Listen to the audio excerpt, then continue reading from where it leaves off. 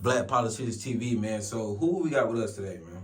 We got Mario, aka Rio, professional name Mario. Hood number is Rio. Kirk. So if a lot of people don't know, man, like, what's your favorite meal that like your favorite hood meal, like that only you can do that nobody else can do? Let me see. My favorite hood meal.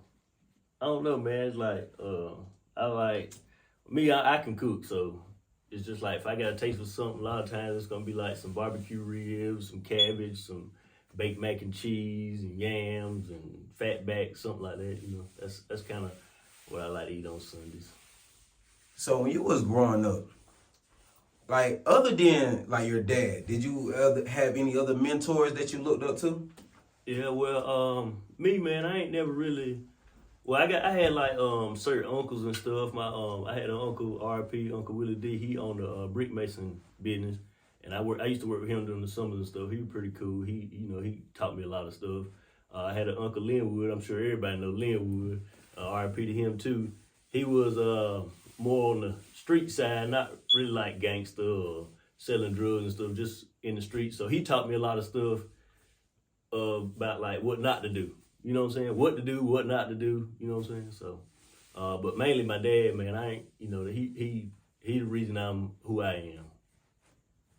So are you an image of your father when it comes to being a father? Yeah, and that's what I try to live by. Cause growing up, I had friends that had dad that had two parents in the household, or had a father, or didn't have a father, and I know how they feel because we talked about it. You know what I'm saying? Like, so I know what having a father feels like. So I want my kids to have that same feeling. How do you feel about women that's being single mothers? Like, how do you feel about single mothers? Like, dude, Man, they strong. They tough. A lot of people can't. A lot of men can't handle that. A lot of women can't handle it because you see they get their kids up or leave them with the grandma or whatever. So I think big ups to single mothers because they tough. Kids ain't no joke. That's like another job. Especially if you got a job and you got 3 or 4 kids and you making it happen. what's one thing that your kids aggravate you with? Well, first of all, how many kids do you have? I got 2, You have 8-year-old and a one that'll be 2 years old at the end of this month. So what is one thing that your kids aggravate you with? Like, let's start with the 8-year-old, then we go to 2-year-old. I mean, 2-year-olds, because it's simple, Yeah. Well, Yeah. I mean, honestly, man, they don't really, I can't. People say, well, everybody kid aggravates them, but like I said, I love being a father, so they don't really aggravate me. But the word daddy, I hear that like 10 million times a day. You know what I'm saying? So it's like after a hard night's work, I get off, I might go out there and cut grass or do whatever, just doing my manly stuff, and then get me a little nap, and here they come wake me up, daddy, daddy, daddy, wanting to do something. So they don't really aggravate me, but if I had to cut back on one thing, it'd be the daddy word. So, like, are you into sports? Nah, not really. I mean, I played sports when I was younger, and I loved sports then, but as I got older and started veering off into the women, which I should have kept playing sports because that would have got me more, but, I kind of fell back from the sports. But I guess I'm getting into it now because my oldest boy started to play sports, so I guess I'll be getting back into it. So you understand the concept of like a yin and yang, like one person is one thing, one is the other. Here we have you, the cool, relaxed, said you getting all the girls. We had your brother over here earlier. He's, the tough boy, knocking people out, boxing. So like, what made you like more relaxed, and what made your brother more tense and knocking people out? He the middle child. They say the middle child always the bad one, you know what I'm saying? But everybody just took it. I mean, people go different routes. Like me, I fight now. I ain't never been a person to start no fights or nothing, but I don't mind fighting. But him, that's just something he got into, man. He got into boxing and he felt like he wanted to be the best at it, so that's what he did. You know what I'm saying? I feel like you was laughing when he was getting beatings. Well, it depends on what it was for, cause let me tell you this one little story, whatever. So if you didn't want no beating from my dad, cause like I said, like he's 6'2", he always used to work out and stuff like that. So getting the beating, you ain't getting away from him. I mean, like he got you by the arm, you ain't going nowhere. Like he can hold you up off your feet and you ain't going nowhere, right?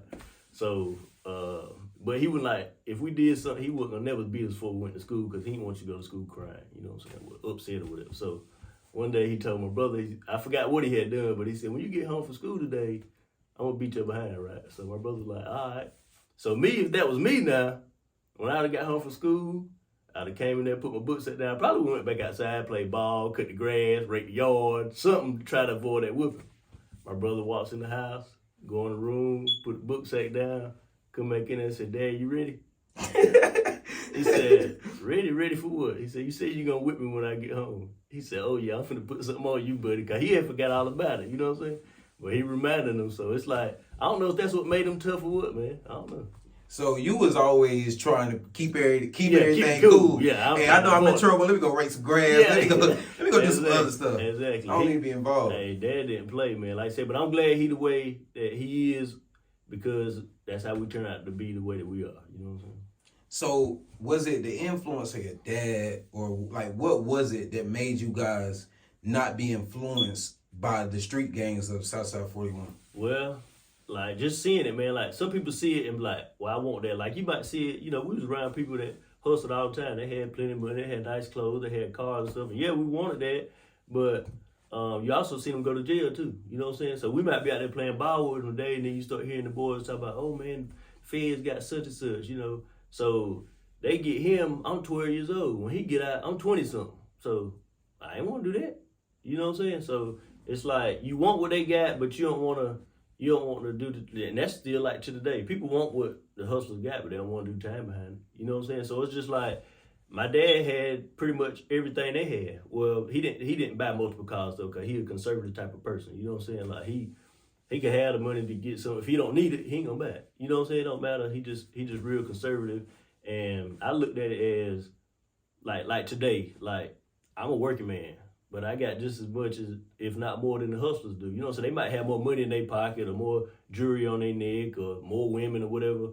But I can do the same thing they do by working, and I ain't got to worry about going to jail for 40 years. You know? So I have a theory, like my first theory with the hustling man and the working man. And I want to know how you feel about this. When it comes to the working man, he don't have to keep up with nobody but his family. Make sure his bills is paid. Make sure he got food in the refrigerator. You know, because he know what he got to work, how many hours coming off of it, and what he got to do. When you got the hustling man, it sometimes appalled me that like a hustler will make so much money just to be around other guys and show you, hey, I got money. Yeah. You don't got a car. You know what I'm saying? You even got a crib, but I watched you throw money. Right. Like so, it like what's the difference between like being a hustler, like a street hustler, and like a 9-to-5 man? Like, what's your difference in that? Well, like the working man, like myself, well, you know, just say I'm just starting out working. So I already know, just say I get paid every week. So I already know that I ain't gonna get no more money until Thursday or Friday. Say payday is Friday. So I know I can't go out here and throw this money because I ain't had no money till Friday, right? So this hustler, he can go out here and make $500-$600 right now, throw it, he might go back out in the streets and make it right back. You know what I'm saying? So it's like, they say the faster it come, the faster it go. You know what I'm saying? I ain't saying that's with everybody because I know hustlers that really got it like that. You know what I'm saying? But I know a lot of people priorities messed up, whether they work or they hustle or whatever. You know what I'm saying? So a lot of people live check to check because they trying to keep up with hustlers or other working people that started before them. People don't understand you don't start at the top. You know what I'm saying? You work your way up. So if you start a job making $15 an hour and you trying to compete with a man making $30 an hour, it ain't gonna happen. You get what I'm saying? Is it social media that makes people believe that they, you know, that they behind? Social media, just people they way of thinking is just crazy, man. They feel like they got to keep up with the Joneses. You know what I'm saying? Like it's a lot of stuff that I could do that I don't do because I feel like what I got is satisfactory for me. You know what I'm saying? So I ain't got to do it to try to, oh, buddy over here got a new truck and he put 32s on it. I ain't got to go get one and put 34s on it because he got 32 trying to outdo him. Man, I could have factory rims on it. If it's satisfactory for me, then that's cool with me. Or it could be paid for. Yeah, you know what I'm saying? Your inside Right. could be different. You Right. can have different color seats, suede seats, a lot of stuff that people don't know about the build of it. Exactly. And then see, like, a lot of people, you know, like, say, for instance, like a vehicle. So they go spend all their money in a vehicle, but they live in a shack with a roof leaking. You know what I'm saying? And I know people that drive average vehicles and live in a $500,000 house. You know what I'm saying? So it's all in what you want, really, man. You can't say people you know, ain't got their priorities right. So whatever their priorities are, that's for them. You know what I'm saying? Everybody just want different things in life. So being like an adult and passing way passing the age 25, and they say if you make it past 25, you're OG. So like being someone who made it past that and being a mature male and everything now, a father figure, an uncle, you know, a lot of different things. Like, how do you feel? Like, what do you want to tell like the kids today that they don't understand that comes with this whole thing on 9 to 5 and being a hustler? Like, what's one thing you want to tell the kids? I want to tell you, man, stay out the streets. You know what I'm saying? I mean, like, and people confuse the word hustler. I'm a hustler, but I don't sell drugs. You know what I'm saying? I work, do dump trucking on the side. I used to cut grass. Me and my brother and my dad used to cut grass. And it's just, I mean, not because we needed the money that bad, but we just figuring out just getting money from all different avenues. You know what I'm saying? So a hustler is somebody that go out there and get it by any means necessary. They ain't necessarily got to be drugs or whatever. But back to what he asked me, I mean, like I say, when you a drug dealer, you got to look over your shoulder. Working men got to look over there because people are crazy. They'll rob anybody. You know what I'm saying? So, but I'm just saying, as far as like the police and stuff, I ain't got to look over my shoulder. And I got stuff that the dope dealers want. You know what I'm saying? I did that by working. And not out just working, you got to have a good mindset. You got to know what you want out of life. You got to have good credit, you know, because credit is better than money. So you could not have the money, but got good credit, but got a job that, you know, will allow you to pay them people back. You can go get what you want. You know what I'm saying? So what's your credit score? I'm up there. I'm at the top, baby.